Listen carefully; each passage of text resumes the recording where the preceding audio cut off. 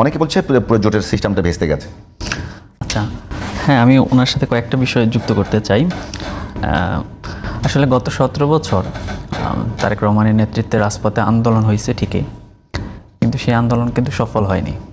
সেই আন্দোলন সফল হয়েছে কার নেতৃত্বে? নাহিদ ইসলামের নেতৃত্বে। তাহলে বাংলাদেশের 5ই আগস্ট পরবর্তীতে সবচেয়ে নিরাপত্তাহীনতায় থাকার কথা কে এক দফার ঘোষণা দিয়েছে? নাহিদ ইসলাম।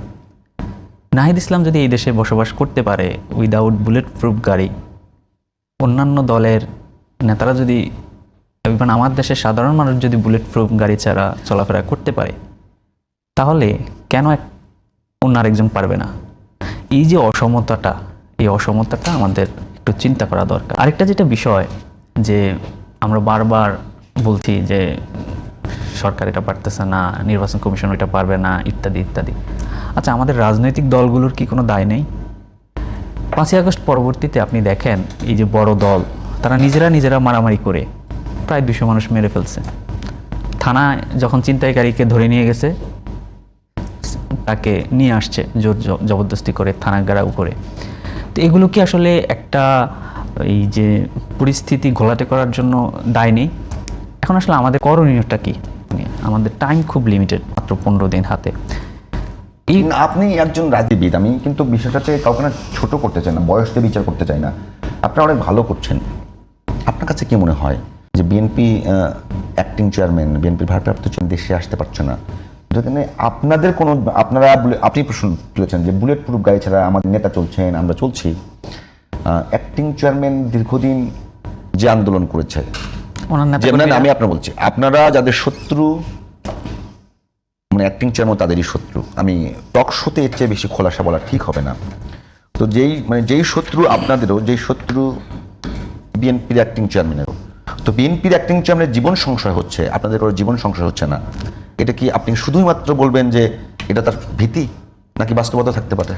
দেখেন, এটা কিন্তু আমি বলছি যে একেবারে সেফ একজন ইয়াং রাজনীতিবিদ হিসেবে কোনো পক্ষপাত দুষ্ট হয়ে কথা বলবেন না। না, পক্ষপাত না। ধরেন, আপনি যখন জুলাই আগস্টে আন্দোলন হয়, সবাই কি রাজপথে নেমেছিল? কিছু মানুষ তো ঘরে ছিল, তাই না? আন্দোলনে যায়নি, ভয় পেয়েছে, তাই না? আবার কিছু মানুষ কিন্তু এই ভয়কে জয় করে রাজপথে নেমে আসছে, তারা জীবনের পরোয়া করে নাই, জীবন দিয়ে দিয়েছে। এমনটা কি হতে পারে? আমি আপনাকে বলি যে জুলাই আন্দোলনের সময় আপনারা যারা সামনে ছিলেন, আমি একটু বোঝার জন্য বলছি, আমি কিন্তু কোনো মন্তব্য করছি না, কারণ মন্তব্য, জুলাই আন্দোলনের সময় আপনারা যারা সামনে ছিলেন তাদেরকে নিয়ে সরকারি দলের পক্ষ থেকে খুব একটা কথা আসেনি। কথা এসে যে তাদেরকে সহযোগিতা করছে, আমি সেই সময় কথা বলি, বিএনপি এবং জামাত। তাহলে কি জুলাই আন্দোলনের সময় যারা হেরে গেল, তারা কি এটা বোধ করে কিনা যে আসলে সামনে যারা ছিল এরা তেমন কিছু করেনি, মূলত অপকর্মটা করেছে তাদের ভাষায়, পেছনে যারা ছিল সেই হিসেবে তারেক রহমান রিস্কের ভিতরে, আপনারা কম রিস্কের ভিতরে আছেন? কোনো যুক্তি হতে পারে না আসলে।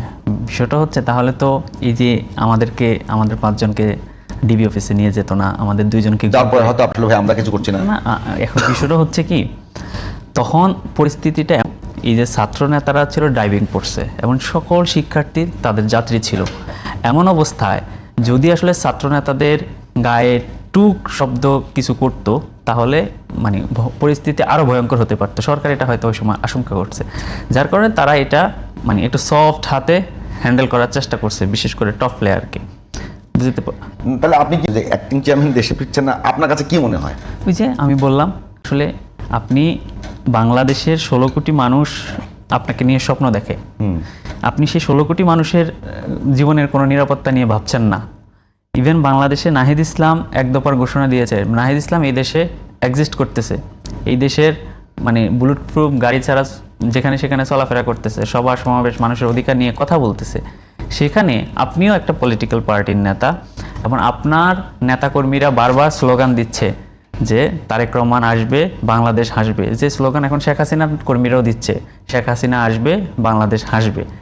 তো বিষয়টার মধ্যে আমি খুব বেশি একটা ফারাক দেখি না আর কি। ওই শেখ হাসিনাও এখন ভয় পেয়ে আসতেছে না, উনিও আসলে ভয় পেয়ে আসতেছে না। আমার কাছে মনে হচ্ছে এটাই, ভয়, ওই যে ওনারাই তো বলতেছে যে ওনাদের বিভিন্ন সংখ্যা আছে, এই আছে, সেই আছে। সে কিন্তু মানে আঙ্গুলটা বিরোধীদের উপরে যায়। হ্যাঁ, এখন ওই যে আপনাকে আশ্বস্ত করছেন যে কোনো ভয় নাই। না, আমরা সেটা তো করার মানে এখতিয়ার রাখি না। আমরা কি সেটা রাখি? সরকার করছে যে সরকার তাকে সহযোগিতা করবে, তার বুলেট প্রুফ গাড়ির ওনার বুলেট প্রুফ গাড়ি কেনার অনুমতি দিয়েছে, আনুষঙ্গিক যে যে বিষয়গুলো আছে সরকার থেকে সেটা সহযোগিতা করার কথা সরকার করতেছে।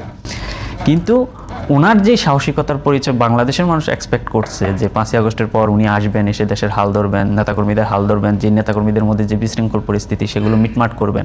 কিন্তু উনি আশা করেছিলেন নভেম্বরে, আমরা খুব কনফিডেন্টলি কয়েকজন নেতাকে দেখলাম যে উনি নভেম্বরে ফিরতেছেন। কিন্তু যখন নমিনেশন ঘোষণা করা হলো তখন যখন দেখলেন যে আসলে ওনার 60% আসনে বিদ্রোহ শুরু হয়ে গেছে এবং 60% না, ওভারঅল 60 হলে মানে ওই যে 237টা 60%